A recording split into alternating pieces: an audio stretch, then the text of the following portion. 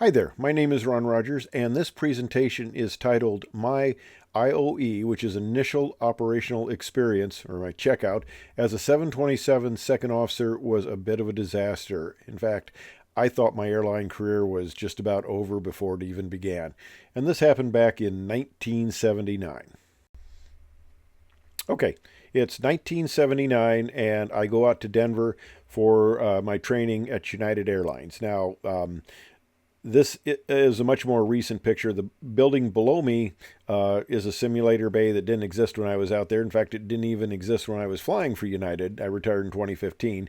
It has a 787 simulator, and of course the building is much larger. But anyway, I got out of the Air Force. I wanted to be an airline pilot. They said that was a cool profession. I'd been flying Chase T-38s out at Edwards at the Air Force Flight Test Center.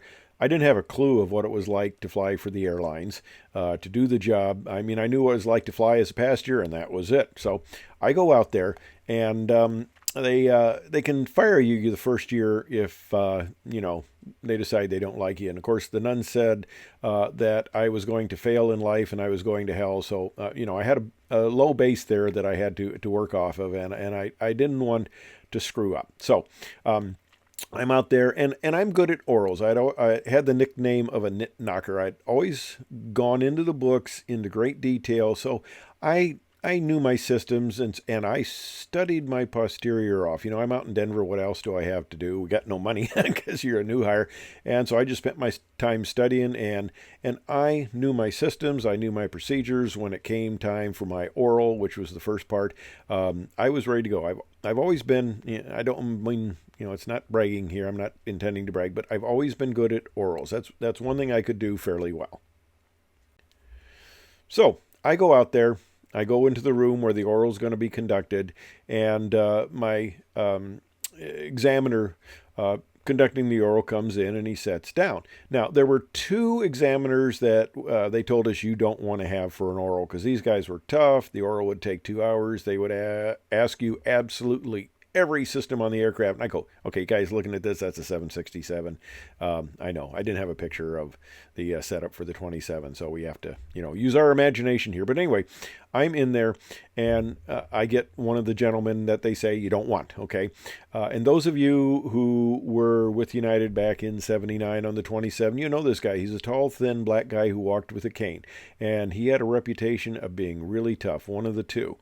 And one of the instructors that I'd had in the training program walks by. He was a crusty old guy who was a good kidder, quite a character. And he looks in and he goes, "Oh my gosh, you're in trouble." And he says this right in front of the instructor, the examiner. He says, "You're in trouble. This guy is tough." And then he kind of smirks and walks on.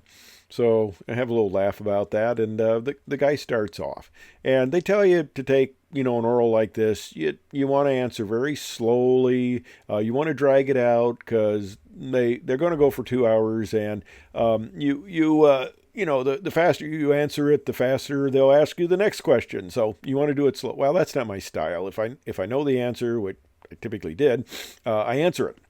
So he starts asking me questions, and he asks me a question, I give him the answer. He asks me another question, I give him the next answer. We keep on going, and it kind of actually speeds up. And we're 15 minutes into the oral, and he's asking me harder and harder questions. And then finally, the panel that we're talking off of is the 727 Advanced. It's our most advanced 727.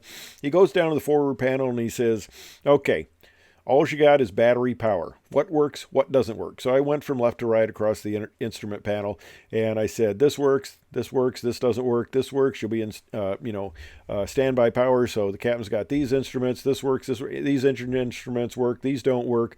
I said, when you put the gear handle down, you get the 3 red unlock lights. When the unlock lights go off, the gear is down and locked. And he looked at me, and I was still kind of continuing on to the co-pilot side because virtually nothing works over there on battery power. And he says, "Oral's over." And just at that same time, this previous instructor, the character, was walking back by, and he heard the Czech pilot say, "Oral's over." And he looks at me, and his jaw just about drops, and he goes, "Oh my gosh, you failed." And I mean, he was serious. And the Czech pilot looks at him and says, "No, he passed. He knows his stuff." And the other guy was like, you got to be kidding. Okay, well, that's kind of setting the base for starting off here. Okay, I knew my stuff. I knew it backwards and forwards. I did good on the simulator check ride. I was ready to go. All right, so what they did, this was kind of a little different back in 1979. You know, we have a check airman. I was a line check airman teaching pilots and, first officers, captains to fly. And they had later, they had special check airmen for second officers only. Well, back in 79, they didn't have that as such. You were going to get your checkout. You're fully qualified. You had your flight engineer certificate now, so you're going to go out and you're going to learn how to do the job on the line. Well, what they do is they assign you to a trip. And it's nobody special as far as the second officer. In fact, when I showed up, she didn't even know I was going to be on the trip. And I said, well, I'm supposed to watch you for one leg, and then you're supposed to, watch me for one leg, or several legs, actually. So, okay, fine. We push back, we start, we take off. Everything's normal. Procedures are normal. I know all this stuff. This is the way we do it.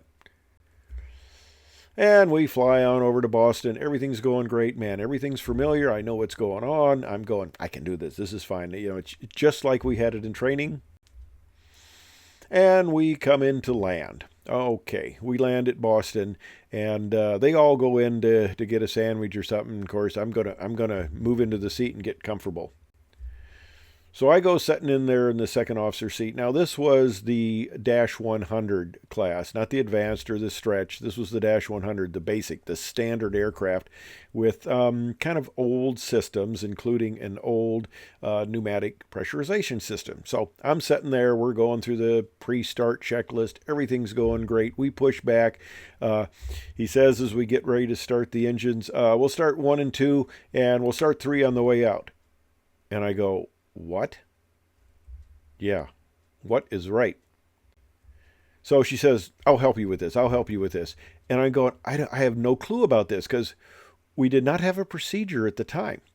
And I had nothing was mentioned in training that they would ever do a 2-engine taxi on the 727. They even would do 1-engine taxis, very rarely, but typically, I guess a 2-engine taxi was fairly standard. Nobody told us in the training center. I had never been trained on it. I didn't have a clue. Well, it's fairly advanced. They did put it in as additional later. And there's a number of steps to go through. And of course, as the second officer, you would actually get out this additional checklist to make sure you did it properly.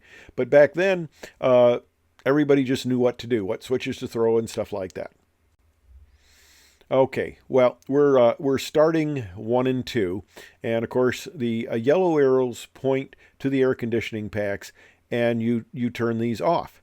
And okay, well, the thing is, after you start all 3 engines, you go through your flow and you turn these things back on and stuff like that. Okay, well, we didn't go through a normal flow, and this guy, I told him I was brand new, first time, do you think he's going to give me a break? No, it was a short taxi out at Boston, and we did a 2-engine taxi. I didn't have a clue, and we get out there, we're number 1 for the runway, and he tells me, okay, we'll start number 3 now, and we are taxiing forward to take off, and the first officer is starting number 3 engine, and I'm back there trying to get everything going. Well, I made a mistake. You see those 2 yellow switches that turn on the air conditioning packs? I forgot. And of course, it was very busy, and my the real second officer, if you want to call her that, because I was still the training one, she didn't catch it. So here we go. We're climbing out. Well, I changed to blue arrows now. Those 2 blue arrows, packs are still off. Well, I didn't realize that. Now, here's the pressurization system. The yellow arrow points to the old manual pressurization system there, not like the newer ones. The green arrow points to the cabin rate, and the red arrow points to the manual pressure control. This is in case there's an emergency and you operate the outflow valve manually. So we're taking off, and the cabin rate is going up full scale. You see the cabin rate goes, it's got a few little numbers. It's supposed to be going up just a couple hundred feet per minute. We're going up at 2,000 feet per minute because we're climbing steeply, and the aircraft's unpressurized. And the captain starts yelling, my ears, my ears. Well, in the process, I'm I give up on the automatic pressurization. Something's wrong. So I go to the manual and I start cranking this thing down. And I'm cranking it full down to try to close that outflow valve, which I did. Because, something's wrong with the pressurization system. I'm trying to take it over manually. Well, all of a sudden, I look up and I see that both pack switches are off. Okay, well, being the good, cool Air Force trained pilot that I was, I reach up there and I go, bump, both on. Not the thing to do. This was not the thing to do. We went from a climb rate of 2,000 feet per minute up on the cabin to 2,000 feet per minute down. Oh, was I embarrassed. Because the poor people in the back, I was ready to get out my credit card. Didn't have any money, but I was ready to just refund their tickets because I felt so bad. And of course, he's yelling in my ears again. So I thought, thanks a lot for all the help, fella. Well, we climbed out. Things got under control again, got the pressurization set up properly, and the rest of the flight went pretty normal. But I thought I had just screwed it up from the beginning, and I don't remember the last time I was so far behind an aircraft that I wouldn't have been a reliable witness if we had crashed. I mean, I just had no clue what was going on. And the issue was we didn't have a dedicated check airman to check me out. Somebody who would give me a briefing, tell me what to expect, talk about stuff that they did on the line. I just showed up and I tagged along. Not the way to do it. And of course, it's been changed. We didn't have a procedure for what he was doing written down. Everybody just kind of knew what it was. Not the way to do it. That, of course, was changed. Well, I got through my 36-year career, 25 years as a captain, 4.5 years furloughed. So I'm a real airline pilot. I was furloughed. I got through that successfully, had my last flight out of Maui with the water cannon salute, and went happily into retirement where I'm old and decrepit and still get to fly little airplanes. Anyway, I hope you found that interesting, somewhat entertaining, possibly enjoyable. Anyway, thanks for watching.